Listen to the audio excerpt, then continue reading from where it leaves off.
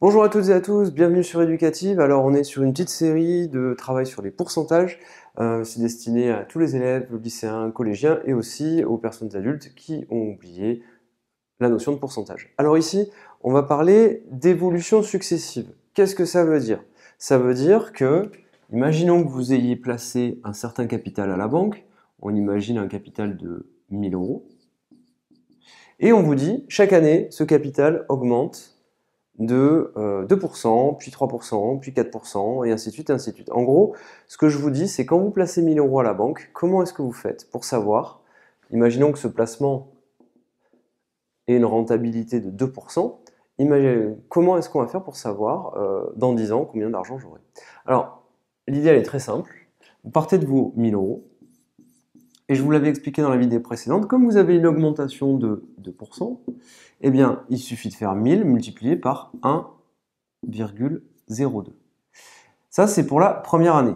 Et au bout d'un an, vous calculez, vous utilisez votre calculette, vous faites 1000 fois 1,02 et vous aurez le capital au bout d'un an. Si vous voulez le faire au bout de 2 ans, qu'est-ce qu'il suffit de faire? Faire fois 1,02. Au bout de 3 ans, vous multipliez encore par 1,02 et ainsi de suite et ainsi de suite. Donc là, j'ai multiplié une fois, 2 fois, 3 fois, 4 fois. Ça veut dire que je pars de mes 1000 euros et je multiplie par 1,02 à la puissance 4. Dans la vie de tous les jours, on fait souvent des placements sur 9 ans, 10 ans, 12 ans, 15 ans. Donc si vous placez 1000 euros et que vous les placez à 2%, eh bien vous avez juste à calculer et prendre votre calculette et vous faites 1000 multiplié par 1,02. Imaginons que vous les placez pendant 15 ans, vous faites 1000 multiplié par 1,02 exposant 15. Tout simplement. Alors, je vous laisse regarder le calcul.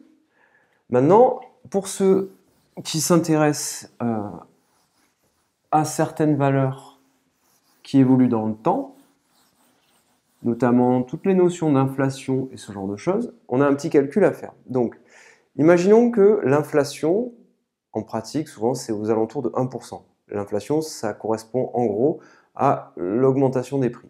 Donc vous imaginez que vous avez acheté un appartement et que cet appartement, aujourd'hui, en 2019, a une valeur de 100 000 euros. Dans 20 ans, vous imaginez que chaque année, on aura une augmentation des prix de 1%. Il faut que vous ayez une idée de combien vaudra à peu près votre appartement, qui a une valeur de 100 000 euros, mais dans 20 ans. Alors ça veut dire que vous allez faire quel calcul? Vous allez prendre 100 000, vous allez multiplier, vous avez une augmentation de 1%, donc vous allez multiplier par 1,01, et vous allez faire cette multiplication 20 fois.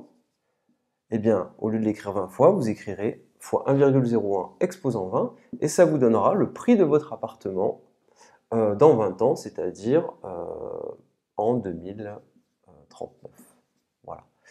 Donc, petit calcul à faire pour à peu près estimer votre bien immobilier. Donc, si par exemple vous avez acheté un bien immobilier en 1990, vous regardez à peu près le prix que vous l'avez payé, vous y mettez une augmentation de 1% pour avoir une idée à peu près approximative de l'inflation, et ça vous donnera, en utilisant cette formule, une petite approximation du prix de votre bien.